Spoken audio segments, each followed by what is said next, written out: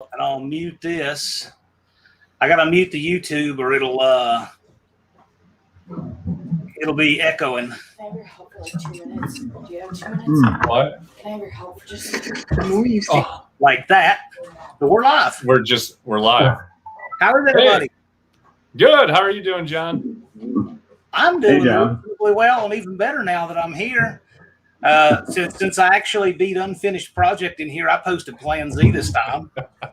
But just Mopar Joe's hanging around. Got Duddy in the house. Ooh. Rabid Transit, Muscle City Madness. Bigfoots and Mopars. Mike Ivan, the torque converter guru.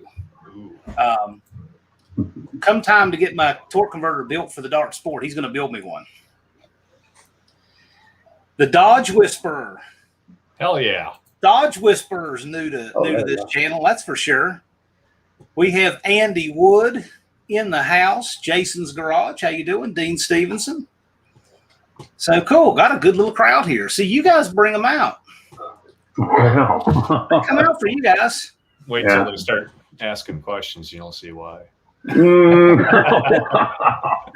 And we got Terry here. We're going to add him to the stream. Oh, hey, Terry. There you go. Hey, buddy. Good evening. Good evening. How you doing, pal? Great. Right, so I'd rather be adjusting a set of points in a big black Chrysler than trying to figure out this internet stuff. I would rather be adjusting points in a Chrysler than just about anything. But so I don't know if you guys know Terry. You know Terry Myers, John? I haven't met him. No. Okay, so he's been part of the group for the past year or whatever. I mean, he's in quite a few of the videos that we've done. Like that's right. Shows that we've gone to. Yeah, I did see the video. And he's kind of like our fifth finger, probably, or thumb or whatever of the show. And he's kind of our historian. I mean, he has a vast knowledge of some of the stuff from the 60s and 70s, which is just kind of amazing to me because I've forgotten everything that I learned 30 years ago, you know. So anyway, it's nice having him be part of our group. So good guy. For my lives, and again, there's nothing wrong with like 8 and 10 people roundtables, and I enjoy them. They're a lot of fun. But I try to get one guest on at a time so that we can, get to ask you guys more stuff. Sure. And in the lives, I try to do them earlier in the day and that kind of thing. So these lives are all about the people here to ask questions. And so while they're all gathering and thinking up whatever they want to jump you with on a question, I'll go back to something Blake and I were talking about earlier this week or something, and that's the production of YouTube. And it's very interesting because a lot of my guests are content creators. A lot of them aren't. They're just people in different fields that do different things, but it's interesting. It's interesting what goes into producing these episodes. And the reason I want to ask you guys about it is because I think your production is a little better than average, especially for the size of channel you have. Oh, yeah? Yeah, what you guys are doing is on par with a lot bigger channels. Really? Yeah, it is. No, yes. Like you guys film in a lot of 1080p, don't you? Yeah. Yeah, see, I can tell it right. makes a difference. And a lot of people say, oh, that just uses up more memory. No, it makes a difference. Mm-hmm. And, the drone stuff, the way you produce stuff is really high quality. So I thought it'd be worth maybe getting to ask you guys some production questions. Okay. Especially for these guys who have knowledge and they're interested, but they want tips on maybe how to produce their stuff. So for any of you guys in the comments that want advice on how to up your game production wise, this is a great time to ask. Right. If you want to know how to keep batteries charged up, here's your guy right here. That's an inside joke. If any of you guys have a YouTube browser open, make sure you mute it. Yep. We got a lot of talent in the house here. Look at this. Buddy's Adventure, Mr. Four-Wheel Drive. We've got Tom Muse, our resident scientist, and Andy Wood, Mr. Tunnel Ram. We got all kinds of talent in the house. Oh, yeah. Johnny Mopar. So I know. So now I'm wanting to ask questions. We got this group assembled over here. Hey, thanks for the T-shirt, Johnny. Yeah, I saw it. That's cool. Yeah. I had an Indian leg wrestle Jeremy for it. J1 easily. With Jeremy's wounded hip. So Duddy says my production is horrible. I disagree with that. I think Duddy's production is really good. It's unique. It's a different style, but he can pull it off really well. Yeah, I love it. I mean, I think it's great. It's funny. Don't let Duddy fool you. We talk shop like at least once a week on the phone, so he's on point. I love his channel. I think it's better than ours, to be honest. Duddy's channel's great. I think it's going to take off one of these days, and it's just never going to look back. I agree. Blow his mind. I agree. I'll tell you another good channel too. Is Wild Rose Garage. He's legit. He's an old school racer. He has a gasser. He has a low budget G-body he's building, stuff like that. But again, he's one of those that you could put in the category of the best channel you never heard of type of channel. Mm-hmm. Not necessarily for production or anything, but knowledge and experience. He brings a lot. His stuff is worth watching. Wild Rose Garage, good channel there. Okay. But you guys got any questions for the Bad Tree crew? Because they're all here. I'm thrilled to have them all like this. This is neat. This is a lot of fun. Yeah. Reed Mopar dude in the house. We got a lot of the usual suspects in here, it looks like. We do. And I'm glad to have them. Yeah, some different faces too. Yep. Yeah, so, Jeremy might show up here any minute. We don't know yet. He's probably. I had given a suggestion to Blake. He was talking about winning that burnout competition, and as much as they should have given him a 6-foot-high trophy for that, they did not. Mm-hmm. But I suggested cutting a piece of the tire that they destroyed and hanging it up on the wall. I was thinking about something like that, of just leaving it mounted on the rim and find a hub and just bolt it to the new garage wall. Put a electric motor in it and spin it around. Spin it around. Yeah. Make a clock out of it, whatever. Well, we can frame that newspaper if we want to too. Oh, sure. Garage art. Sure. You must have dropped that off, right, Terry? That newspaper. Yeah, I should have gave it to you the other day when I saw it. Yeah, you did. Yeah, I just noticed it in the bag. I could have. I'd like to compliment on Terry having the best sounding mic so far. Jay sounds like he's in a pool hall. It's my $9 special that Jay helped me pick out. Yeah, it sounds really good. Yeah. So you guys have a monetized channel. Tom Muse is asking. He has yet to do his stuff with Google. It says yet to vet to Google. Yes, you do have to report your earnings, and you have to send that stuff into Google before they'll pay you. Yep, you got to fill out a W-2 form because they tax that shit. And Duddy wants to know if the refrigerator is stunt doubling for Jeremy today. What refrigerator? Maybe. Probably. We don't know yet. Or is he in the refrigerator? That's yet to be seen. No kidding. Saturday and Sunday are kind of his really, really busy days. So understood. He might have stopped at HQ and pounded a couple before he comes up here. It's a mystery. All right. So if you guys get to do, let's say you have this crazy idea you've been wanting to do on your channel for a while, and you had everything lined up to do it, the time, the money, whatever it took to make whatever it is you want to have happen. What would be some crazy idea you want to do? Like, do you have a crazy idea in mind? Yeah, mid-engine Dodge Caravan. Okay. Whatever. Cool. Actually, the D50 project is going to be kind of crazy. I mean, we've done it before, but it'll be a fun project. Okay. Yeah, we've talked about doing like a mid-engine Dodge Caravan. I don't know if you'd put a 440 in it or whatever, but it'd be to me, it would be just kind of a fun project, I think. Yeah. But that'd be kind of crazy. You say it's like a 94? What's that, bud? The D50? Yeah. Yeah, the D50 is at 86. Oh, okay. I was going to say, because I don't think I've ever seen one of those newer ones that looks like a semi with a B engine or RB engine in it. So Duddy wants the mid-engine Caravan, and I can say 100% yes. That would be wicked cool. Right.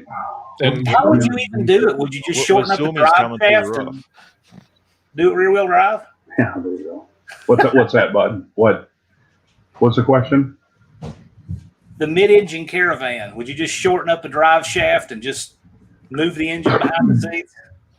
Well, that's it's kind of tricky because it gets kind of short back there right away. And plus, you don't want to leave it leaf spring. I think a Caravan's already hung by leaf springs, right? But you still want to, I don't know if you could go with some super stock springs or whatever, if you could do that or whatever. Don't they make a shorter version of the 727 carry? Yes. Okay. Yes, they do. Yes. So you'd want to probably incorporate that, and you'd end up with a short drive shaft. I don't know. I don't know if it'll work. Who knows? But that'd be the fun part of it. Motorhome is shorter. The motorhome transmission's got that little short tail shaft. It's the only There one you with go. a weird yoke on it, I think. With the drum brake on it. Oh, yeah, I don't know. Yeah, Where there's a will, there's a way. Mm-hmm. right. Calling Man 78's in the house. Yes, he is. Wild Hey, Rose, Eminem. Wild Rose wants to know if you'll do a boat drive. That would be cool. Do a Like the boat. Heathens under glass. Oh, yeah. My personal, if I had unlimited budget, would probably just do some kind of long hauler like drag week, kind of crazy 68 Barracuda that could drive across the country and run nines. I don't know. That'd be awesome, I think. That'd be a lot of fun. Sure. Because I just see them guys pulling them dinky ass trailers around and they're just having a blast driving across the country, and that just looks so much fun. And I know you don't need an 8, 9, 10-second car to do it. You can do it with your 16-second truck. But That'd be cool. I think the element in being in something that you need to have protection, the roll cage and all that, it's just something about it. I want it. I want to be there. I agree. I think now that these guys have these pro mods with license plates, they've taken any incentive to be the fastest guy there away. And so that's just completely gone now. So why not just have fun with something that is slow? Mm-hmm. Seems to make sense to me. Right. Yeah, just have fun with whatever you got. What the hell? There's nothing wrong with that. Oh my gosh, Tom Muse is saying keep the all-wheel drive system of the minivans. No, I mean I don't need to break that. Spend the money making it work to break it. I can't imagine that would hold up to anything. Well, what if you just left the 4-banger up front and have that drag you to the track, turn it off, fire up the 440 in the back, lift the 4-cylinder up in the sky, smash the oil pan out of the 4-cylinder, then, oh my God, I got to drive home on the 440. Peckerwood Customs, how you doing? Dust Devil Garage, he wants to know about the Bad Tree World Headquarters 2.0. So, tell us all about that. Where is that in progress? So I just talked to the contractor today. We just got financing all situated the past couple of days, and I think he's going to start pouring concrete for it in 2 weeks. So it's going to be 34 by 54, something like that. I have no idea. But it'll have 14-foot sidewalls. It'll have attic trusses, so it'll be 12-foot or 14-foot by 54-foot storage, up on top. It'll have I think a 12 by 54 lean-to off the one side. That'll just be open air. It'll have a sanitary facility. That's a shitter if you're from Texas. That's what that means. So it'll have that. It's exciting. I mean, I've been saving up for this for quite a while, and it may not be the best time to get it done because lumber prices have gone up, so much, but they're actually kind of coming down right now. Yeah. But the steel prices are what's going up right now. So initially we're just going to go ahead and we'll cover the outside, the exterior, of course, with steel, and then we're going to wait a little bit for the interior liner. So the interior will be all steel also, but we'll wait until maybe next spring or summer or whatever before we do that part of it. So we just want to get it kind of closed in, and the doors are hard to get to. Garage doors are tough. So as soon as the contractor gets the specs on the doors, he's going to go and order them as soon as he can, because it'll probably take 2 months to get the doors, and it's not even the doors. I think it's the springs for the doors. Go figure that out. I have no idea. But anyway, so that's where we're kind of at. Yeah. Well, Tom uses it right. No matter how many square feet, you'll find things to fill it, and that is exactly right. Right. Muscle City Madness, Ruben's asking if you had 1 million subs, would you do anything different? What would you do with all that money? Well, if we had 1 million subs, well, I wouldn't be working. I'd quit my job for crying out loud. We just do this kind of stuff full time. I mean, Yeah. right? Yeah, You know, it'd be I'm fun. sure And there'd be. it would be your job full time for one. Yeah, YouTube Right. would definitely be all of our main income sources by then. And I think it'd just be a little bit stay the same, but slightly nuttier because you have the means to do crazier shit. Right. Yeah. I don't know. I'd like to just go drag race across country. Yeah, that'd be cool. Or Right. do like 24 hours of lemons. Something Yeah. like that. I really would love to do something like that. So Andy Unity Motorsports is saying it becomes a job, and he is right. This stuff, Mhm. it creates its own jobs and a lot of them if you want it to. That's true. 100% factual. Oh, It sure. isn't. I mean, there's a reason why there's hundreds of thousands of YouTube channels that never make it every year, and that's because it's work, and some people don't want to put the work in. I'm seeing a whole lot of channels now that are, 500 subscribers or fewer, but they're really good. Like there are more high quality small channels now than ever. Okay. And so the base of the pyramid is getting more solid with the kind of content it has. But there's just so much to choose from now. I think that's the thing about subscribers. There's just so much to choose from. Oh yeah, and you'll never find them all either. It's crazy. Right. You'll never see everybody's channel. Yeah, There's a million people that haven't seen you, John. Just waiting to see that beautiful face of yours to get interviewed by. I can fix that. You know how I'll fix it too. So Terry, Yeah. why don't you answer that question? If you had unlimited budget, Yeah. you already got everything. That's cool anyway. Unlimited resources, huh? I guess one thing would be a bigger shop for more stuff. Start out with that. Sure. I don't know. I guess I got a lot of things I'd like to do. I think most of you guys kind of know that my deal with the 69 Roadrunner that fell through, that was kind of a dream that didn't happen, So I guess that would be one thing I'd have would be 69 383 4-speed Roadrunner. I don't have a whole lot of crazy stuff. Maybe a Sox and Martin or Dick Landy race car for display or something. I don't know. Just there's all kinds of stuff, but I don't have a whole lot of, I guess, specific wants. It's more, I guess, maybe spur of the moment stuff or stuff I do need, in the shop, a better hoist. I mean, yeah, just stuff. I guess things to make my hobby more enjoyable. There you go. So Okay. Well, okay, then how about let's ask it the other way. If you had $1 million, would you have done a burnout on the ferry boat? Who are you talking to me? Hell yeah. Well, yeah. I'd have thrown $10,000 at the captain and say, "Hey, buddy, we're doing this shit. That's going to happen right now." And tell the other people they can't come on board. We want the thing to ourselves. Because I want to do donuts on deck. just buy the ferry. Right on. Yeah, there you go.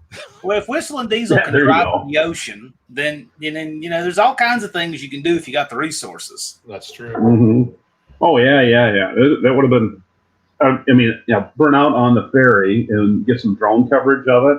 That would have been great content, right? I mean, Yeah, I think so. Yeah. if you did a donut on burnout the on the ferry, you could do a video about the news coverage you got from doing the burnout on the ferry. Yeah. Seriously. There you right. go. We Yeah, should have just did it. I want to see Duddy get stupid money so that he can put a really, really tall snorkel on that Ram Charger and drive under the ferry and beat it to the other side. No kidding. There you go. I want to see him drive from the Panhandle and directly go across to about Fort Myers, Florida. Gulf of Mexico ain't that deep, Duddy. You can do it. All right, so I saw a question back here. Duddy says, "What are the projected ET goals for the V50 project? What's it going to run?" Oh well, okay. So, so this thing's kind of evolved. Okay, so the first step of the evolution was get it running in its current, configuration, just with a little 2.0, 904 automatic transmission, make it be kind of a parts chaser. Anyway, the carburetor's got some gunk in it or whatever, so it's not cleaning itself. I mean, I almost have to take this thing apart and clean it, and I'm not looking forward to that at all because it's a 1986. Yeah, I think the next year they went to fuel injection. So guys that know, how things were just before they went to fuel injection. The carburetor was just, a total mess. With this is a feedback carburetor, so it's very similar to what the hell, like lean burn or whatever from the 70s, early 80s. It's just it's a terrible mess. So it needs to be taken apart, but I'm trying to avoid doing that. So we may skip that part of the evolution altogether. The second step was I wanted to see if I don't know, years ago you probably remember Uncle Tony wrote an article for it was for Cars Illustrated, and the title was $12.99 ET for $1,299. Right. Okay, so he came that close to actually doing it. It took two issues of that magazine to do it, and they picked up a 70 Roadrunner for $300. Okay, and it was a 383 4-speed car with 8 3/4. This is back in 89, 88, I'm guessing. So that's not unrealistic back then. It was kind of a ratty looking car, but he actually got it tuned up, running really good. He had a little bit of money left in the budget, and by the time the smoke had cleared, he was running I think low 13s, like a 1320 or 1340, and he still had like $140 left. Yeah. And he was considering maybe a cam upgrade that would do it, or he had a used nitrous system that he could bolt on and give it 100 shot, and that would. Right. He'd just soon done it on the motor, But so that's always stuck in the back of my mind. Now, okay, so this article was written back in 1988. So in 1995, I built a B50, very similar to the one that we're going to build, shortly. And that thing, I had $1,200 in it. That included the cost of the truck. And I'm a pretty resourceful guy, okay. But we had that thing running. I think 13.7. I was with my buddy Mitch riding shotgun. So if you take him out, it was running 13.5, say. So I was a half a second away from being in the 12-second zone, and I still had, if I was doing the $12.99 for $12.99 challenge, I still had $100 left to get that B50 into the 12. So one of my goals for that truck was to how cheap can I get that thing into the 12-second zone? How cheap can I make this truck reach $12.99? And if you look at power to weight ratio, it only requires about 230 horse to get into the 12s with that truck. The truck only weighs 2,600 pounds. So, but that's with an optimal gear. Okay, so the old one I had a 391, I think. This current one it comes with an automatic, so it's probably got like a 350 or whatever. So that's probably not going to do it any good, but it would be neat to see if we could do that. So currently, I picked up a 7318. I think those are, what are those factory rated at, Terry? You know that probably. Are they 230 horse or 235, 240 maybe? Yeah. So 230 horsepower is cheap horsepower, cheaper than 400 horsepower. So it'd be kind of neat to see if we can make this rig run in the upper 12-second zone for pocket change. And even if we don't hit $12.99 for $12.99, which I really, really doubt that we can do, but I kind of almost think. Well, we did get a free 904 from Rapid Transit Garage. Yeah, so we've been shopping around for parts, and so we've been picking up some stuff pretty damn decent. Decent price. Like the 904 was actually free. The 318 was $200, and it's I think it was a 100,000 mile engine, but we'd have to check, look it over real good. And I've got an intake, $35. It'll add up. The truck itself, we got $800 in it, but it's got parts on it that we can actually sell and offset that cost. we could almost have the truck for free, I think. So anyway, it's kind of an exercise in going fast for nothing, nothing. I think you guys can do it. I think that's a really fun goal. You don't see people doing it anymore because, with this epidemic of aftermarket parts, people they're not as budget conscious as they used to be, as they should be. Sure. And to me, budget conscious isn't just about the money; it's about getting the most out of your factory parts and then making changes because you need to make them and not because you just make a whole bunch at once because it's affordable. Right. Well, I like that challenge. $12.99 for $12.99. Yeah. That's There's actually, I think there's a website that was dedicated to it. It may not exist anymore, but there were guys that were realistically trying to do it, but they're doing it in this day and age. I mean, inflation. I mean, everything's four times the amount. Everything's four times the cost that it was back in 1988 or whatever this article was written. You can almost say it's nearly impossible to do it, but I think if you're really resourceful, I think you can probably almost get away with it. You could at least do some version of it because, like for instance, some things.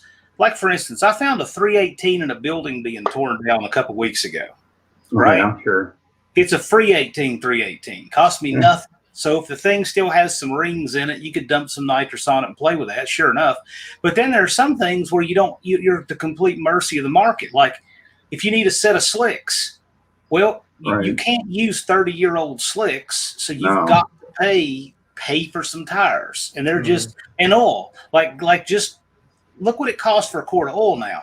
So a lot of that stuff you don't have the option of finding old and used. So you got to kind of adjust your goals a little bit because of that. But right.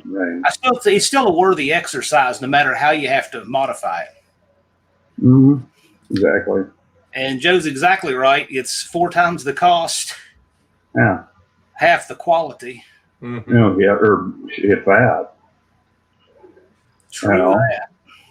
Yeah, there's some shit out there. It's terrible. So I'm really digging this nacho. What's next for that car?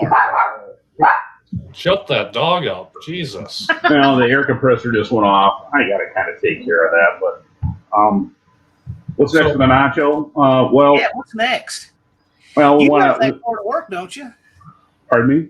You drive that car to work, don't you? Oh, sure. Yeah. Well, that's actually why we had to get the defroster working because 5 o'clock in the morning, it's kind of wet out here, and so otherwise we're sitting there wiping the damn windshield down. So it's kind of a pain in the ass. But I'm sure anyway, now it's a pleasure to drive in the 5 o'clock in the morning. And the neighbors fucking hate me. I like dust devils. Yeah, you don't have to melt down a credit card to have fun. Exactly right. So right. So there you go. Anyway, so what? Okay, well, the next step in the nacho will probably be axles. We need to come up with probably like a 28-inch slick of some sort, or street strip, or a drag radial, I guess, or whatever. We still need to fix. I don't know. This windshield thing is just, I don't know. There's a random mystery vibration every once in a while. That could be a drive shaft issue. The drive shaft was one that we got from Bob, and it looked like it had been. It's got welded. It had been welded by somebody, so it's got some issues. And we need to get rid of that shifter. I mean, that shifter, as fun as it is, that pistol grip thing that we got. NHRA won't tolerate that. It needs to have a reverse lockout. This don't have it. We need neutral safety switch. We need that hooked up. And that's got to function. Line lock, proportionary valve. The windshield goes hand in hand with the headliner, the windshield seal, the rear window seal. So all that shit's got to be replaced. That's just, it's going to cost money. It just, I don't know. Yeah. It's just. It's got me kind of locked up, I guess, with all the other stuff that I'm doing right now. So okay. But anyway, yeah, it's stuff like that we want to kind of do by ourselves, but I almost have to outsource it maybe. But just to be able to get it done in a timely manner, and it's kind of a thing that your car is kind of broken. You know, it's exposed to the elements. Like I don't have a garage right now. I will have shortly, I guess. But if we get the garage, I guess we can just tear it, do it ourselves. You know, do it ourselves. Cause I like recording how we do shit ourselves. Some of the stuff is the first time we've ever done it. You know, So, Blake? What is Joe talking about? Have you pitched my idea, or do we want to know? Oh yeah, I talked to J-Bo about that, Joe. I think we're gonna try it out. Yeah. I mean, type in the comments if you want me to say what it is, but I'll keep it under wraps. Fair enough. Fair enough. We were talking earlier during the test, so it'll be funny. Greg McDonald, we don't want to know how bad your junk is. John Taylor put a 904 in his 99 Durango. Hey, I agree. That's a great mod. That made that truck a lot better. Hot rodders are the first recyclers. I agree with that. John Taylor's watching from Pensacola. How's it going in Florida? Joe's saying pitch it. Joe, do you want him to talk about it on here or not? Let us know. I'll fill you in a little bit. I don't know if it's all time lapse or not, but Joe's got a 408 stroker engine build. Right. And, you know, I've accidentally filmed stuff in time lapse. I don't know if that's exactly the problem, but he wants it to not just be music. He doesn't want it just to be music. He wants it to be narrated. And he thought, who better to narrate an engine going back together than J-Bo's famous narrations. Yeah. You know, I agree with that. He can give, you know, his way of how it goes together and, you know, his mannerisms and stuff. So it should be funny. You know what? I watched that defroster video, and the defroster thing, I'm familiar with the defroster and an A-body, but his narration is why I couldn't stop watching it. This is cracking me up. Well, it's like, I know we do some car show videos, and they're kind of boring, you know. It was like a cooking show, only much cooler. But some of these guys, and I'm not trying to tear anybody down or anything, but some of these guys just walk around with a camera and there's just nothing. They don't say a damn thing. Right. And all you're doing is looking at cars. But when I'm going through the footage and I'm watching J-Bo's camera, I'm like, this guy's just yakking the whole time. You know, I would have, you know, edited this car out, but he said such interesting shit about it. You know, well, when you narrate, it's people are hanging out with you at the show. Okay. It just makes the time fly. It's a great style. I really like it. I think that the thing that gets me with these guys is like Jay. I mean, it's real. Yeah. You know, it's him working on the defrosters or polishing the taillight lenses, you know, and giving you the narrative about it. And it's real. It's like, you know, kind of like hanging out in the driveway or in the garage, whatever, with them and being there, being part of it. Mm-hmm. You know, I've got to be there when they've done that kind of thing in the shop. But to be there with them or to watch it on video, I get the same feeling, you know. Mm-hmm. It's kind of a, I don't know, personal deal, I guess, you know, that he is really on top of everything, and it's put together very well. You know, Blake edits everything perfectly, but the real content is there. There's nothing fake about it. Mm-hmm. You know, the sad thing is when the camera's not even on, Jay's talking to himself constantly. But you guys, sometimes I am. But that's because in Blake and I were talking about this earlier. I mean, we don't play characters on our channel. Right. This is us. Yeah. You know, I mean, yeah, we obviously we know we're now talking to thousands of people, so we have to engage in that way. But we're not playing characters. It's really we are who we are. And I think that's your gimmick is successful when it's an extension of yourself and you're not playing a character. But that's I just couldn't play anybody else. Mm-hmm. Lunar Outlaw in the house. Hey, Lunar, I've been daring some of these guys to get a Lunar Outlaw Garage tramp stamp. What do you think? You want to co-sponsor that dare? There's a lot of money involved last time I heard that. Was it like 15,000? Oh, 150,000. I can't remember. No. Put a lunar moon tattoo right over your own moon. Lunar found I think I read up there that he found a. Hey, Darren. What'd you just find there? A 2004 1500 parting it out with a 4.7. Oh my, yeah. I'm not a 4.7 fan, but I inherited that problem with the Dakota. I think that goes back to your April Fool's video. It does, yeah. Yeah. I can't believe how many people thought that was legit. Like I had 318 wheel run going for a little while. You were pulling it off pretty good there in the beginning. Yeah, it was hard to not bust out laughing doing that. I did it in one take though. Doug Narden asked if the D50 come with a Hemi 4. What did come in that? What was the engine in that? Some Mitsubishi. It's a Mitsubishi. It's a 2.0. Came with a 2.0, or they came with 2.6s. 2.6s was the bigger of the 2.4. Shut up, Heather.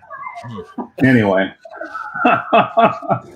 they did come with a diesel engine. Those are highly sought after. Oh yeah, I forgot about that.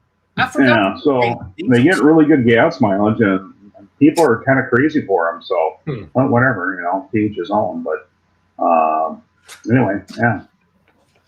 It was kind of Bob Ross. Bob Ross, you mean the painter? Of Mopar, yeah. Remember watching him, he's always had a calming effect on you. Instead of painting little trees, you could be repacking clutches. J-Bo, did you put a happy little duct in the the defroster? There you go. Did you paint it with any titanium white? That's funny. Have to get you an afro rig for your next video. Mm-hmm. Lunar's a good guy. Wig, period. What's that now? Well, hello, Doug. I'm picking on John. Okay. There you go. It's fine. What was Ruben talking about here? I heard J-Bo say hi to a stove in his last video. Is that Ruben just being Ruben, or is there something to that? I said hi to a stove. Refresh my memory here, bud. Last video. I have no idea. Did I say hi to some inanimate object? There was all them pinup girls that you were talking to. Pinup girls, where? All over Finney's garage and in his camper. Oh, was that it? That might have been it. So here's the charity fundraiser. I'm daring you to get a tramp stamp with Lunar Outlaws Garage, and he's daring you $1 not to. Give me the buck. Challenge accepted. There, we're out of that one. Tribute to Bob Ross. Doug Narden said, "Look at all those happy little pistons." There you go. I agree.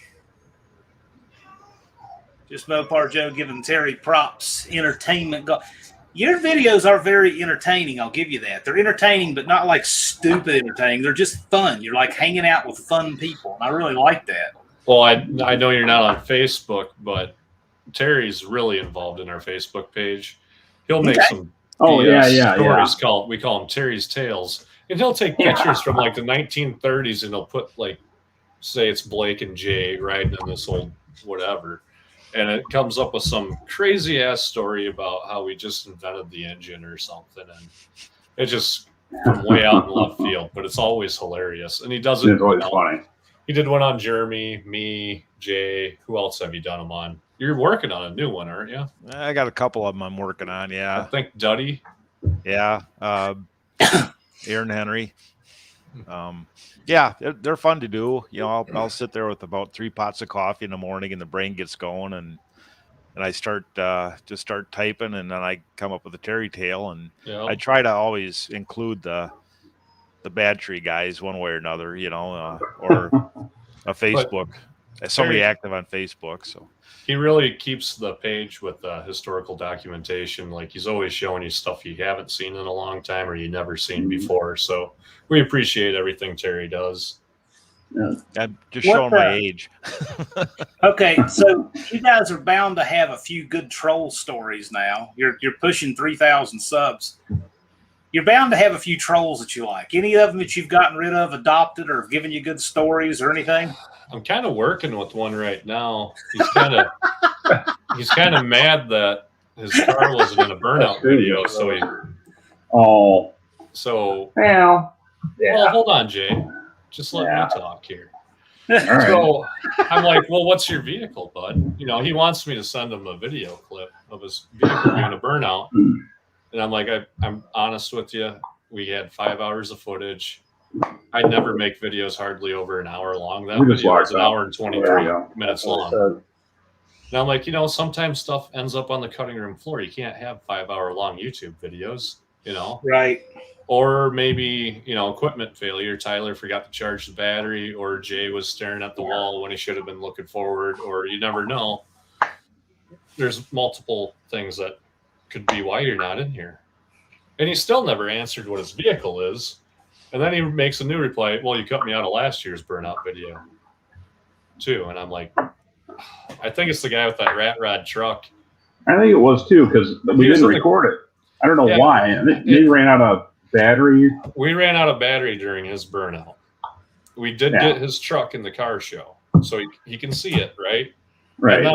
Then our buddy did another burnout video, and it's in that video, so we sent him the link. But it's like he thinks that we're cutting him out of the videos on purpose, and it's just that's what we're going to do now from now on, though. Yeah, because exactly, Jay. But we're not making them specifically for his truck, right? You know, we're making them for the 30 people that are in here watching. Mm-hmm. You know, it's right. You know, if it was up to me and if I wanted to have a way easier video to edit, I wouldn't show 7 orange Chevelles and everybody doing a burnout. I'd just do, hey, here's the Barracuda. Here's our Barracuda burnout. Here's an outro, 10-minute video. Right. Okay, well, I got one for you guys. This is the kind of thing that we don't hear very often. What inspired you guys to get started in YouTube? Because you obviously, like all of us, were doing this stuff for years and years and years. I mean, you guys were the real deal, and you started recording stuff you already did. Mm-hmm. You didn't decide, I just want a channel, now let me figure out what content. No, you already had the content. You just started making a channel around it. Mm-hmm. What brought that about? What made you decide to start doing it? I blame it on my fiance. She bought me a GoPro 7 for my birthday. I was drag racing full-time points that year. So we thought it would have been cool to, mount the GoPro underneath the car, see when I'm breaking traction, learn some stuff from it, Well, the computer we had wouldn't read the SD cards because the computer was too damn old. So I shelved the GoPro, and Annie bought the computer that's behind me for college 2 years ago. And I'm like, well, this read the GoPro to SD card. So I slammed it in there and it read it. And I'm like, well, there's a drag race this weekend. So that was the first ever video as we went to the drag strip. And I always wanted to make videos, but I never had the balls to do it. I was scared of editing, filming, looking like a dumbass, And now that I'm older, I don't really care what people think of me. So I can look like a dumbass if I want. And then the editing thing is just like welding to me, challenging. You want to do it better and better every time you do it. Well, that brings something up. Speaking of that, is I didn't know until recently where that name Bad Tree Productions came from. So in case there's anybody in here who doesn't know that, that's worth telling. That was a whole 20 seconds it took. We're drinking beer after that first video that we made. We're like, what are we going to call the channel? It can't, the channel was my handle, Blake JB30. I'm like, that's just stupid. Nobody who's going to look for Blake JB30. We got to come up with a channel name. So we're like, what about Bad Tree Racing? We went there today and we were hungover and we had terrible lights. So Bad Tree, bad lights, And Jeremy's like, well, we'd have to go racing all the time if we're Bad Tree Racing. I'm like, you're right. And he's like, what if we call it Bad Tree Productions? Done. Smart. Yeah. So neat. We can make videos about, boats, 4-wheelers, trucks, cars, drag racing. It doesn't matter, It's kind of a vast deal.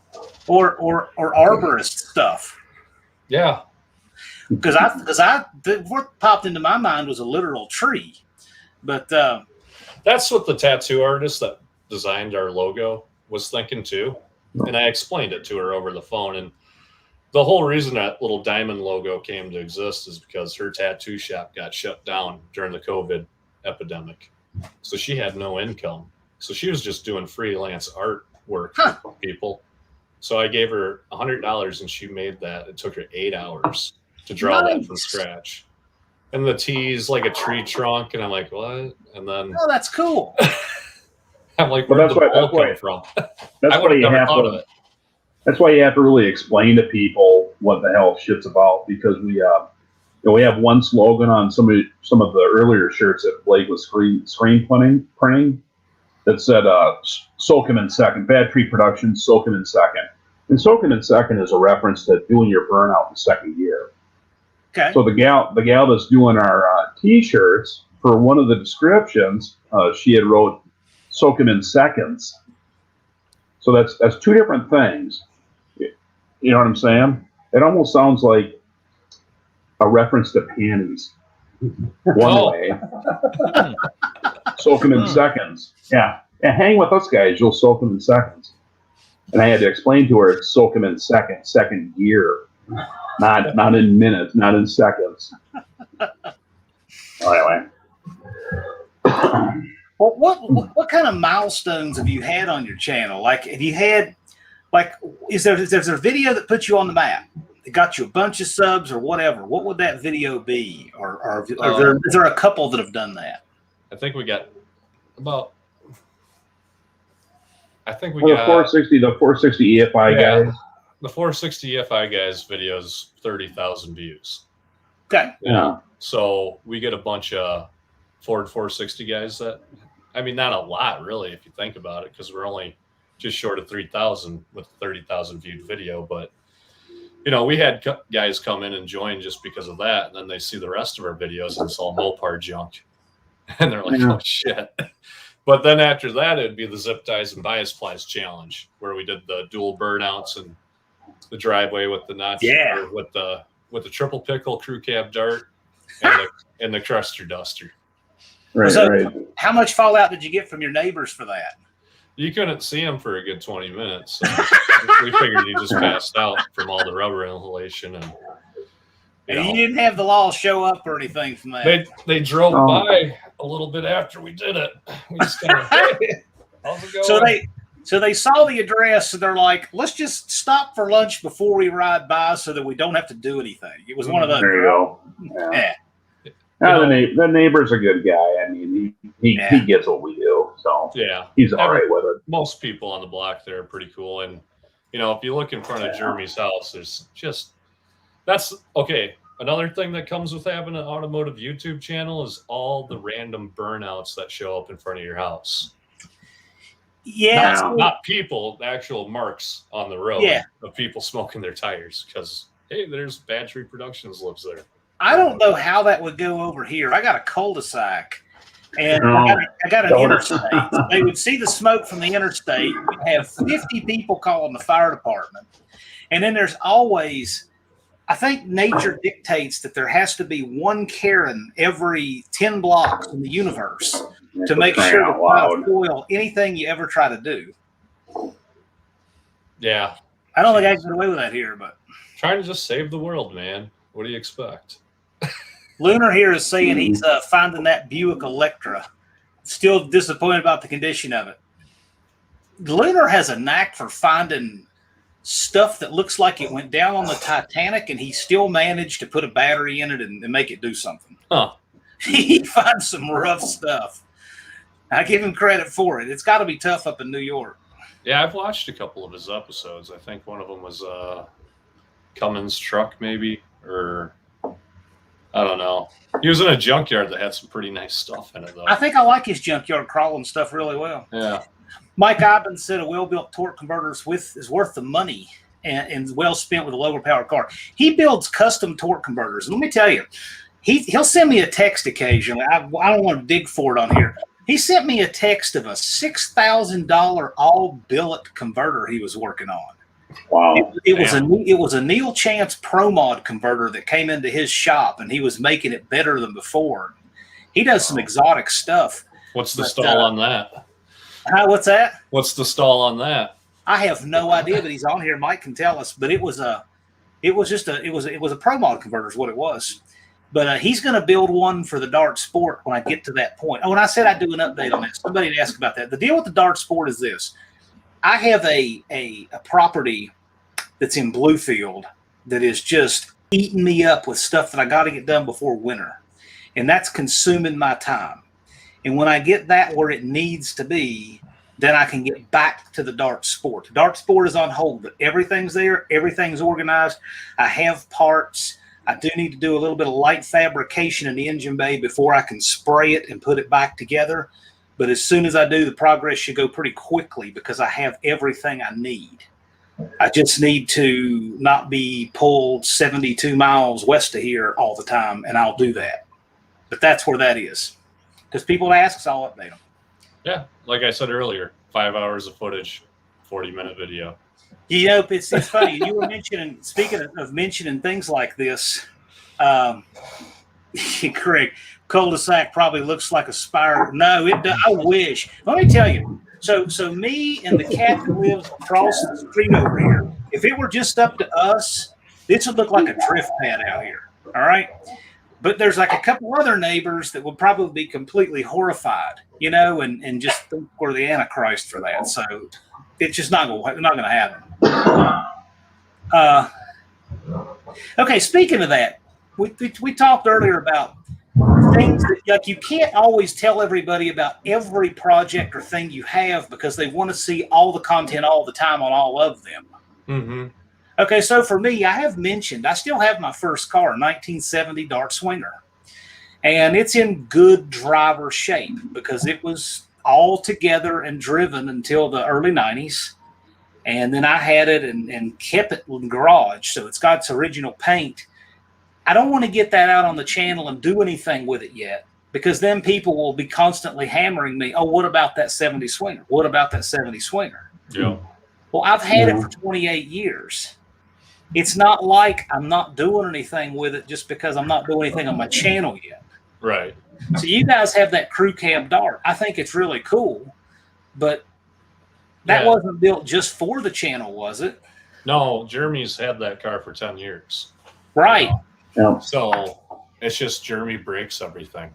And that ever since he went from slant 6 to 360, it's been a real pain in the ass for him. It's just transmission came out of it 3 times that we all built. You know, we found out we put one of the what actuators in upside down in the servo or whatever, Jay.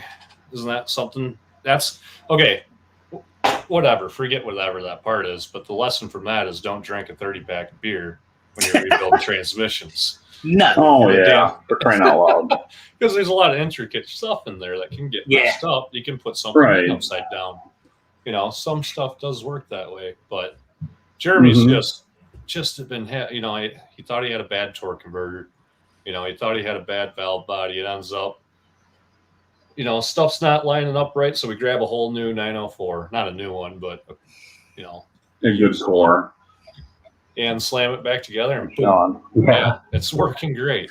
The Clayton County history hound says, you know, you watch too much Bad Tree when you know which burnouts came from which episode.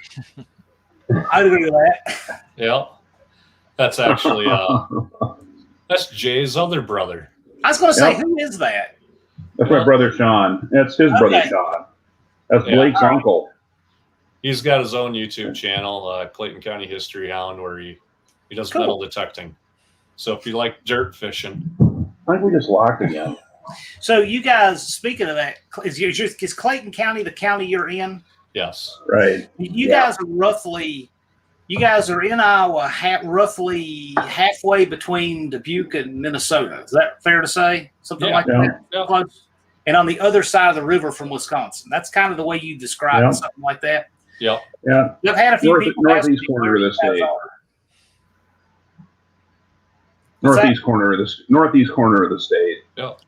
Right, but I'm just trying to figure out geographically. Yeah, you're right. Because you're in different states for different episodes, and for somebody who's never been to that part of the country, I'm like, well, it's hard to figure out where you are because it looks like you're close to some different states there. Yeah, each, you know, we can be Minnesota, Wisconsin, Iowa. Well, obviously Iowa, but we can be in Minnesota in 50 minutes. We can be in Wisconsin in 5. There you go. There you go.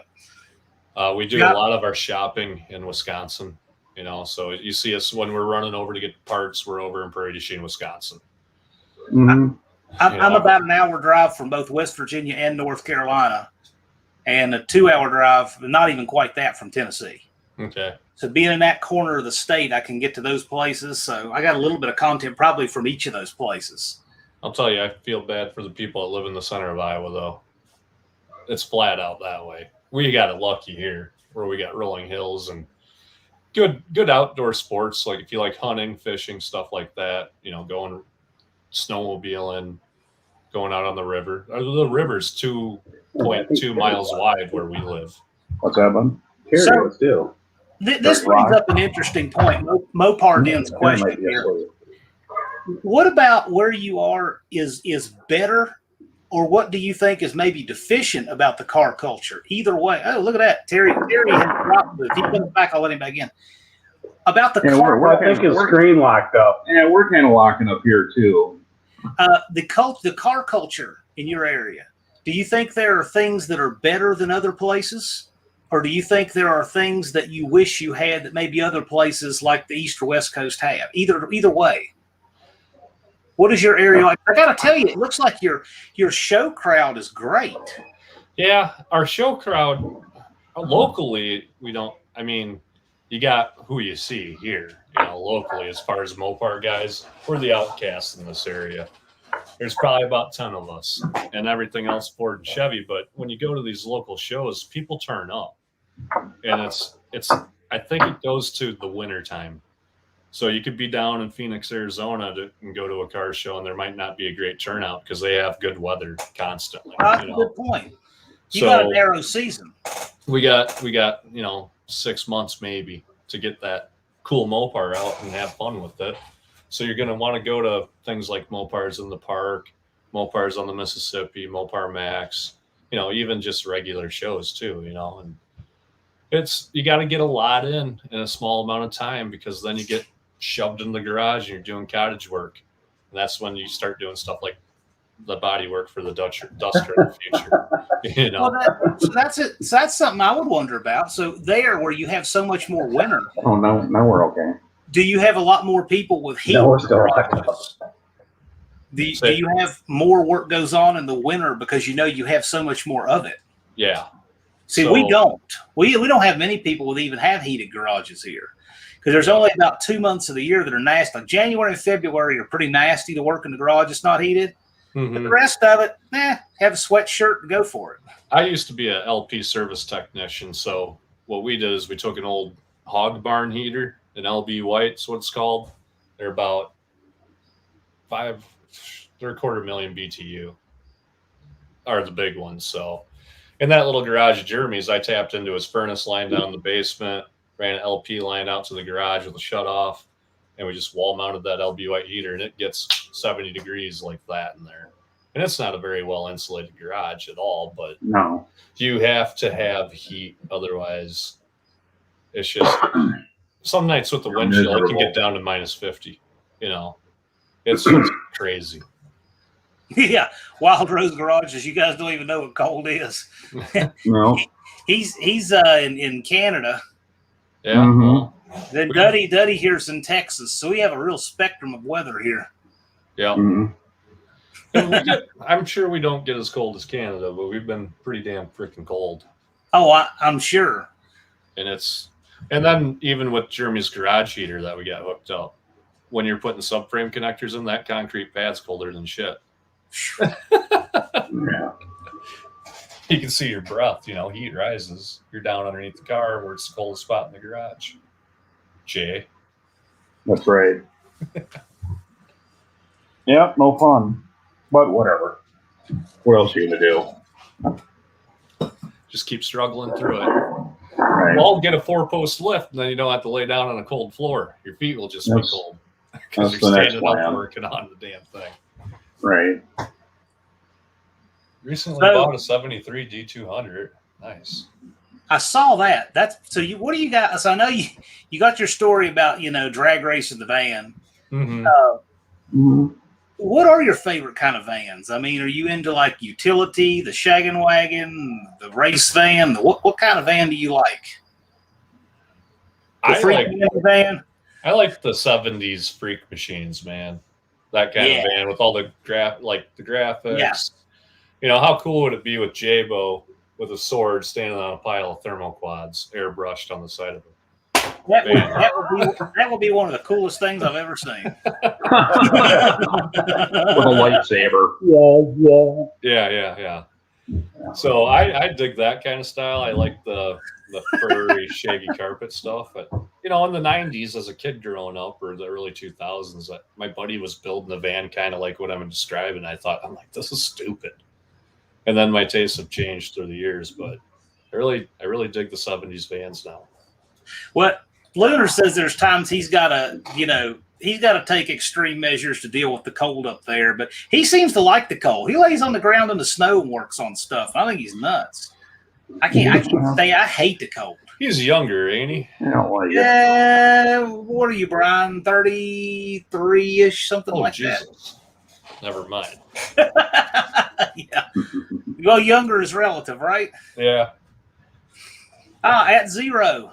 At Zero is in the house. Hey, At Zero. At Zero. Hey, buddy. How you doing? One of the mods who likes to slash and burn with me. I see him all the time in the live chats. He is a good dude. And he daily drives a 68 Dart 4-door daily, 318, cool. And he earns it. So obviously he lives down south. He lives in California. Oh, okay. Sorry. Here we go. Terry's ringing the doorbell. When his camera comes up, I'll let him back in. Yeah, there's a lot of Mopars popping up, but it seems like the prices are a little bit, inflated. Howdy, Terry. Hey. Hi, glad to have you back. Yeah, I'm glad to be back. Glad to be somewhere. I think the Mopar thing up here is partly driven by the simple fact that people are finally catching on to them after 50 years. Yeah.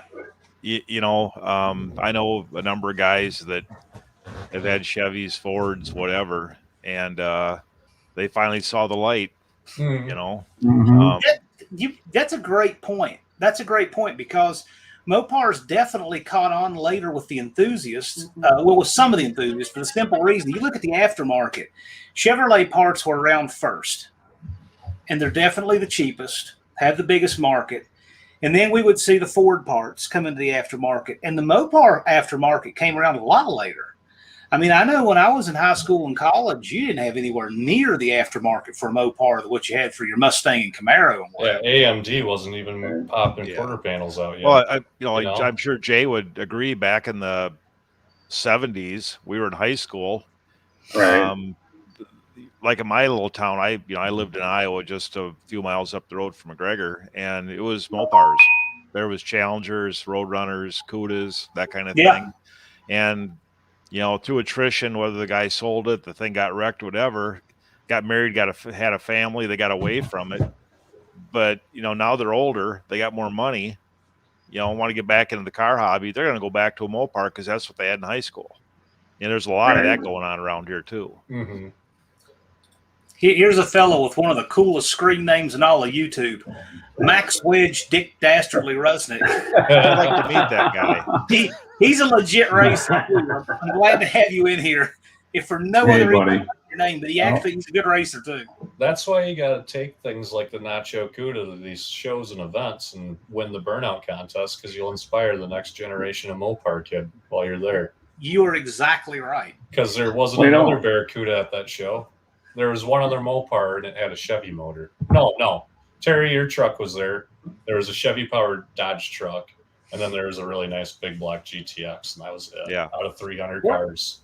What are you guys feeling about, because I saw a video that Just Mopar Joe, our friend Just Mopar Joe, put up about, he covered a car show somewhere. Yeah. And I am telling you that the show had a couple hundred cars, and his Challenger and maybe 2 or 3 others were all that had vintage iron that was there. That was it.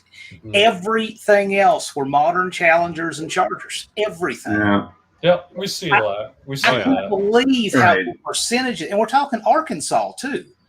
And we're not And talking then they California. put the wacky headlight flash and light show shit on it. Lambo doors. Whatever. It's another culture within a culture, because Yeah. at Mopars on the Mississippi, you had more vintage cars there than the LX platform, but the LX community is a very tightly grown community because all their cars are parked over there with the Lambo doors up and the subwoofers hitting, and they're all underneath one oak tree with all their lawn chairs, and they're all hanging with each other.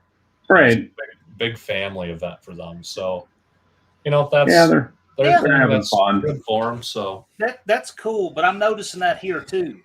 I know that there's a big Mopar show here in Roanoke every year, and each year it's more and more modern stuff. And the the stuff I like is what the old guys have. I mean, right. that 8-year-old guy with the numbers matching Charger, that's my style. Right. I mean, but it's so not much easier to go to a dealership and pay $40,000 to get 500 horse. Well, I agree with that.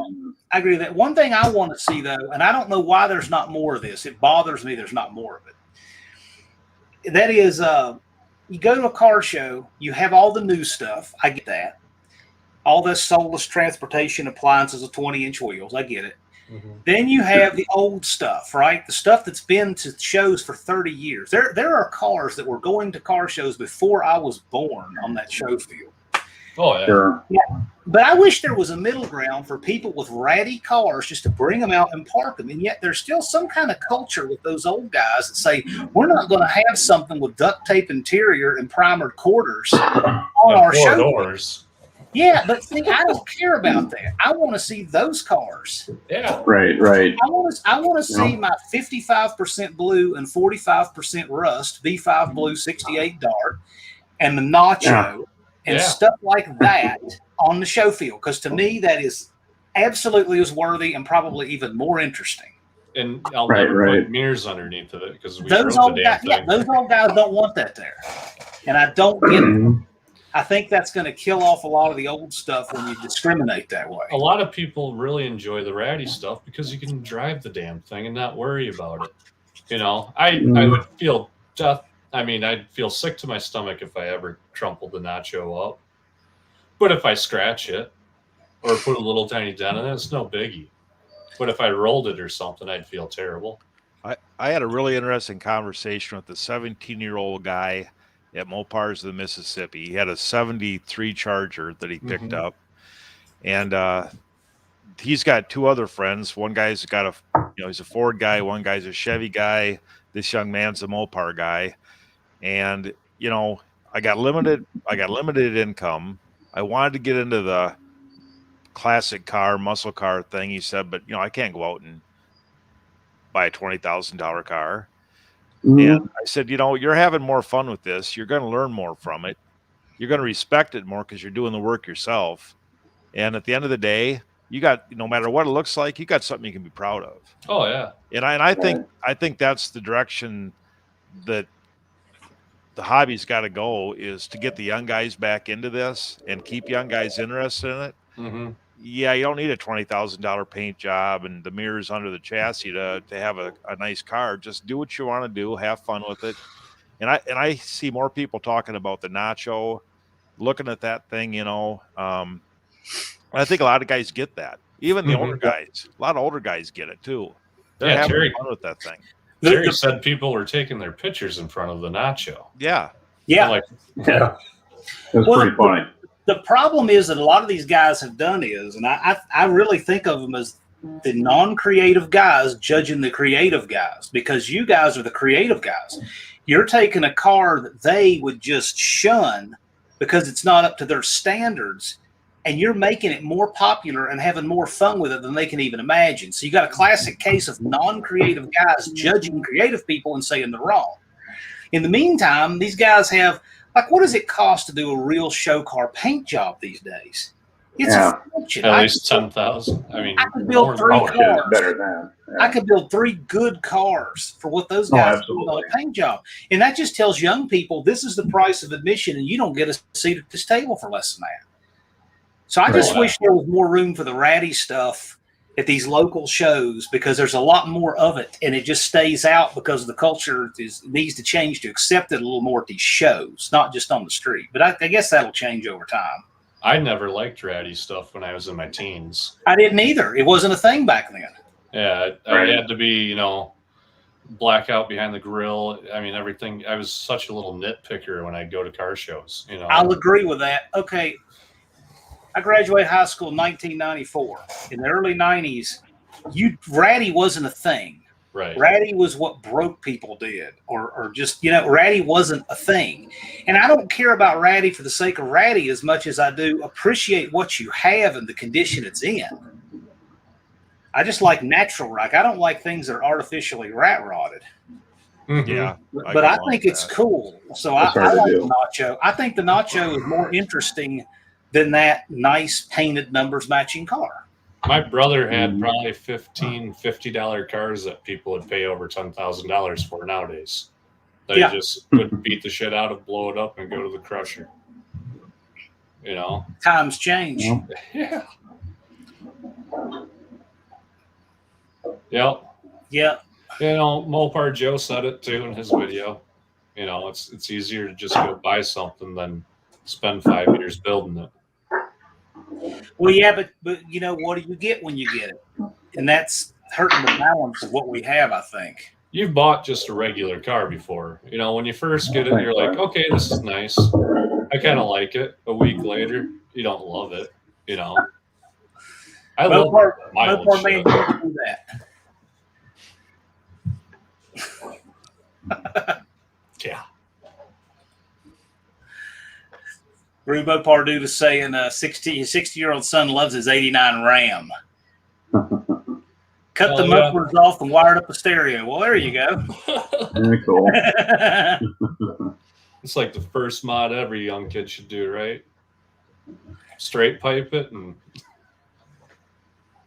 Well, straight piping it is free until you pay the ticket you get for straight piping it. That's all the thing that costs. Unless you bolt a turbo on it, then that's considered a muffler. The perception is checkbooks build cool cars, not people. There is a perception of that. I want that to change. Mm-hmm. That's actually what our channels are for, if you think about it. We're changing that. Unapologetic rattiness is cool. Mm-hmm. I don't know what you're looking forward to, Mike Ivan, but that's cool. Me too. Yeah. Greg said, I didn't own a car till I was out of high school in 79. Oh, yeah. So you got to, as a little kid, you're sitting there watching these things new. That's cool. That's really cool. No, So what are nowadays kids thinking of seeing a 2006 RT Challenger? Are they That's a thinking good question. Our daily driver, well, not daily because we don't drive it in the winter. We got a 06 SRT 8300. It looks like something Darth Vader would drive, I think. It's all black. It runs high 12s. It's got a TV in the back to shut the kids out. And it just eats up the miles on the highway. It doesn't get good gas mileage, but it's way more fun. I think that's cool that you can buy a family car like that these days. But I'd rather have something like the Nacho or Terry's, Dart or his Duster or Newport. He's got all kinds of cool cars I'd rather have over a new Challenger. Mopar Den says he'd be happier owning a driver condition over a show car. Mopar Den has nice stuff, though. I think he tolerates the rattiness of others because he's a super nice guy, but he has nice stuff, and nothing wrong with that. I like the cars he has. Yeah, you hear some guys' arguments as they don't want to be a caretaker to a numbers matching. I can agree with that. Where they're just everybody that sees it are going to nitpick you to death. One of the best car museums I have ever been in, possibly could be the best, is Floyd Garrett's museum in Pigeon Forge, Tennessee.